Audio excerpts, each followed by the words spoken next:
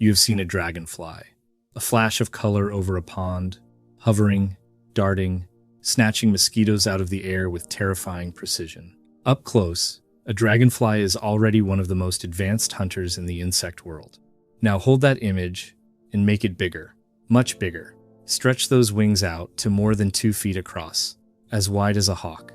Give it a body longer than your forearm, and then push it back in time, 300 million years, to a steaming swamp world long before the first dinosaur ever walked. That creature was real. It hunted the skies of an ancient Earth, and for tens of millions of years, nothing in the air could touch it. It was the largest flying insect that has ever existed, before or since. A predator the size of a bird of prey, with the body of an insect, ruling a sky that had no birds in it at all. We call it Meganeura. And while it looked like a dragonfly, and the world remembers it as a giant dragonfly, the truth is a little more interesting than that, and I will get to it. This is the story of how the sky once belonged to insects the size of hawks, why the world will probably never make one again, and what that tells us about just how strange our planet used to be. So let me show you what Meganeura really was. Let me set the scene first, because the world it lived in matters enormously. Meganeura ruled during a time called the Carboniferous, around 300 million years ago. To put that in perspective, the dinosaurs would not show up for roughly another 70 million years. There were no birds, no mammals, no flowers. The land was covered in vast, dripping swamp forests of giant ferns and towering tree-like plants, and the air was thick, warm, and humid. The dead plants from those forests, buried and compressed over eons, are where much of our coal comes from today. That is why it is called the Carboniferous, the Carbon Age. And in the skies above those swamps flew the giants. And it was not only the sky. The whole Carboniferous was an age of giant invertebrates. Crawling across the forest floor were millipede relatives, more than 2 meters long, the largest land invertebrates that have ever lived. There were scorpions far bigger than any alive today, longer than your arm, and oversized cousins of cockroaches and other crawlers throughout the swamps. For a long stretch of Earth's history, the small things were not small at all. The bugs were enormous. The sky belonged to giant winged hunters, and a human dropped into that world would have found the insects genuinely frightening. Meganeura was the king of that sky, but it was far from the only giant down in the muck. So how big are we really talking? Meganeura, the most famous of them, had a wingspan of around 65 to 70 centimeters. That is over 2 feet from wingtip to wingtip, about the width of a hawk gliding overhead. Picture an insect that big buzzing past your head, and you start to feel why this animal sticks in the imagination. But Meganeura was not even the biggest. That title belongs to a close relative. Now, here is the part I promised, and it matters, because almost everyone gets it wrong, including a lot of documentaries. Meganeura was not actually a dragonfly, not a true one. It belonged to an extinct group that scientists call griffinflies.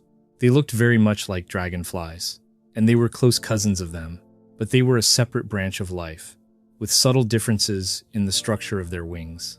So when you hear giant dragonfly, the accurate version is giant dragonfly relative, a griffinfly.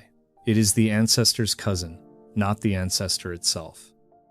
I am telling you this once, clearly, and then I will keep calling it a dragonfly the way everyone does, because that is what it looked like, and that is the family it belongs to in spirit. But now you know the real story. The true record holder among these griffinflies was a creature called Meganeuropsis.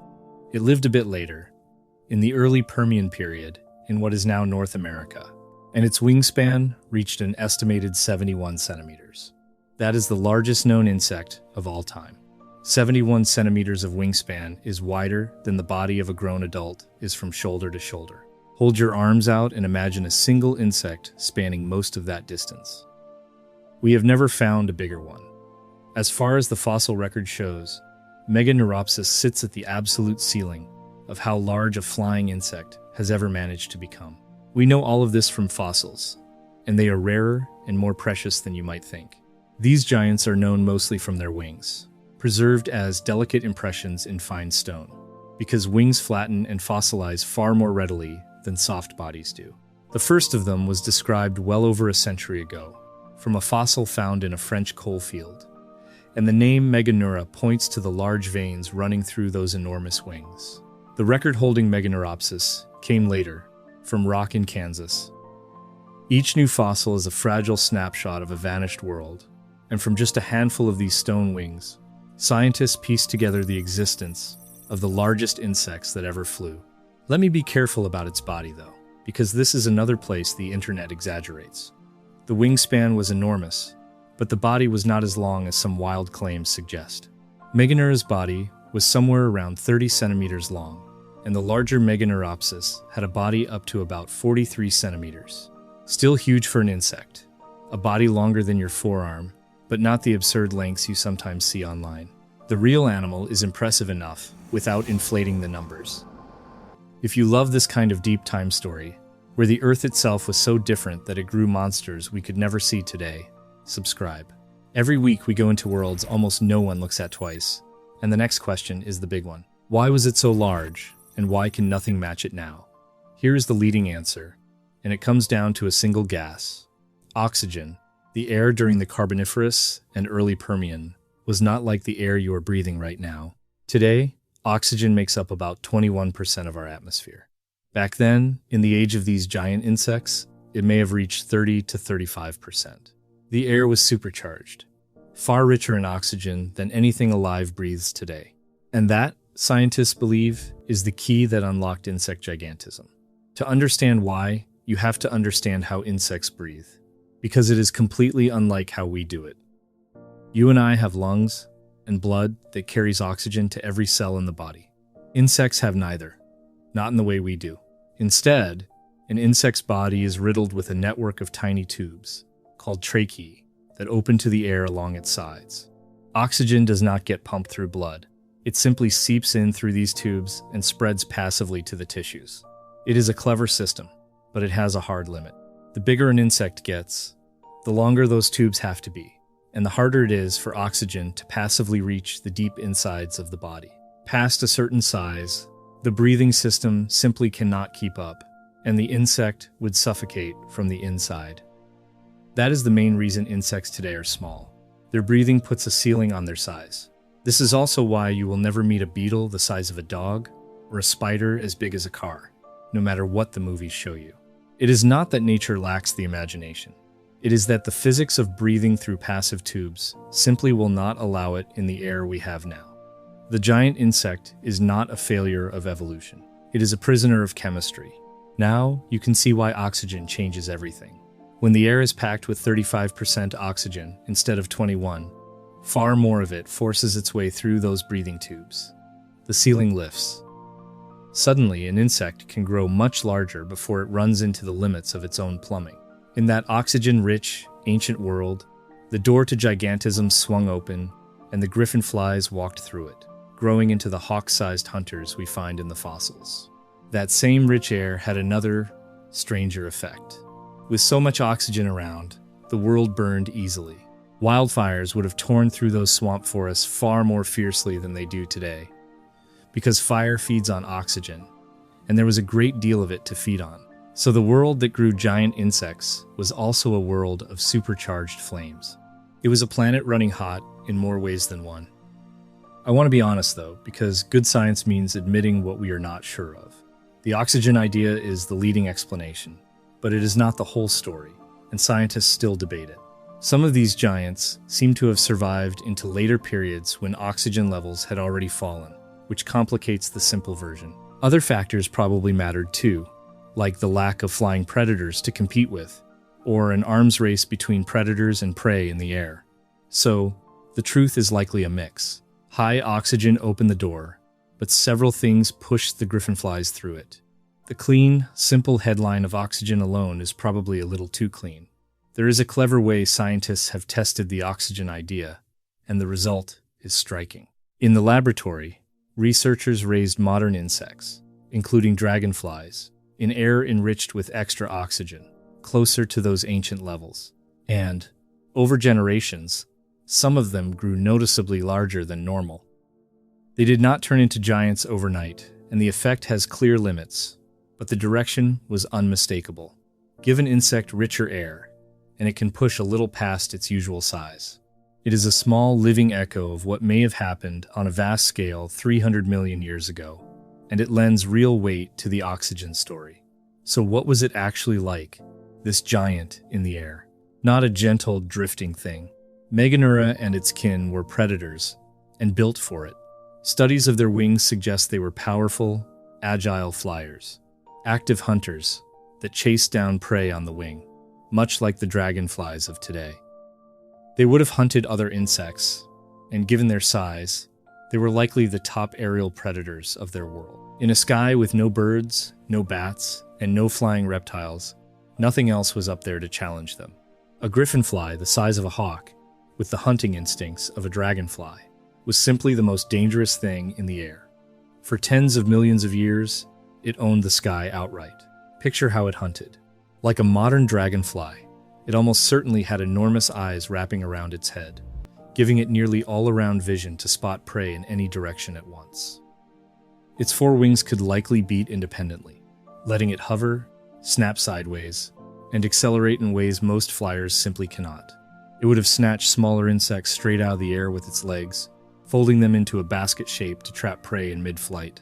Now scale all of that up to the size of a bird of prey. A hovering, swiveling, all-seeing aerial hunter, that big, with nothing to challenge it. If you could stand in that swamp and watch one work, it would not look clumsy or slow. It would look like the most efficient killer in the sky, because that is exactly what it was. So what happened to them? Why is the sky not still full of 2-foot insects? The answer ties back to that same gas. Over millions of years, the Earth changed. Atmospheric oxygen levels gradually fell, and as the air thinned in oxygen, that hard ceiling on insect size dropped back down. The giants could no longer be supported, and the largest forms disappeared. And much later, over a far longer stretch of time, the skies began to fill with new flyers, the ancestors of pterosaurs and eventually birds, agile flying vertebrates that competed for the same space and prey. I want to be precise here, because this is often told wrong. Those flying vertebrates did not swoop in and hunt the giant griffinflies to extinction. The birds and the flying reptiles came along tens of millions of years later, long after the era of the true giants had already passed. So it was not a single dramatic battle, it was a slow shift. The oxygen that made them possible faded, and over deep time, the open sky they once ruled alone became a crowded, competitive place where being a giant insect no longer worked. The age of the giant flyers quietly closed. But here is the part I find most haunting, and it brings us back to where we started. Those griffinflies never entirely vanished from the world. Their close cousins survived, shrank, and adapted, and they are still here. Every dragonfly you have ever watched hovering over a pond is a living echo of that ancient lineage, a small, modern descendant of a family that once produced hawk-sized hunters. The dragonfly darting past you in summer is using the same basic body plan, the same kind of grasping legs and powerful, independently moving wings that ruled the skies 300 million years ago. It is the same design, just scaled down to fit a world with thinner air and far more competition. When you look at a dragonfly, you are looking at the surviving heir of giants. And dragonflies did not just survive, they stayed brilliant at what they do. A modern dragonfly catches prey in the air with a success rate that most predators on Earth cannot come close to matching, reading the movement of its target and intercepting it with uncanny accuracy. That precision is ancient. It was sharpened over hundreds of millions of years, refined back when the hunters were the size of hawks. The dragonfly by your pond is small now, but it carries the instincts of a giant, and it is still one of the deadliest hunters in the entire insect world. So let us go back to that ancient swamp and the great winged shadow gliding over the ferns. You know now what it really was. Not quite a dragonfly, but its close prehistoric cousin, a griffinfly, the largest flying insect that has ever existed. A predator with a wingspan of over 2 feet, as wide as a hawk, hunting on the wing in a world with no birds to challenge it. An animal made possible by an atmosphere so rich in oxygen that the normal limits on insect size simply lifted away, letting a bug grow to the size of a bird of prey. And when that oxygen faded and the skies grew crowded, the giants shrank into the dragonflies we know today, carrying their ancient design forward into a smaller world. That is the real lesson of Meganeura. The size of an animal is not just about the animal. It is about the world it lives in. Change the very air of the planet, and you change what life is allowed to become. For one long, strange chapter, the air itself permitted monsters, and the insects took full advantage. We like to think of insects as small by nature, almost by definition. For one long stretch of this planet's history, that simply was not true. And the only reason it is true now is the particular air we happen to breathe. So here is my question for you, and I would love to hear your answer.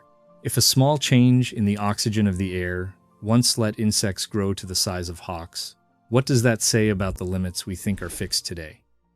How much of what seems impossible is really just waiting for the world to change?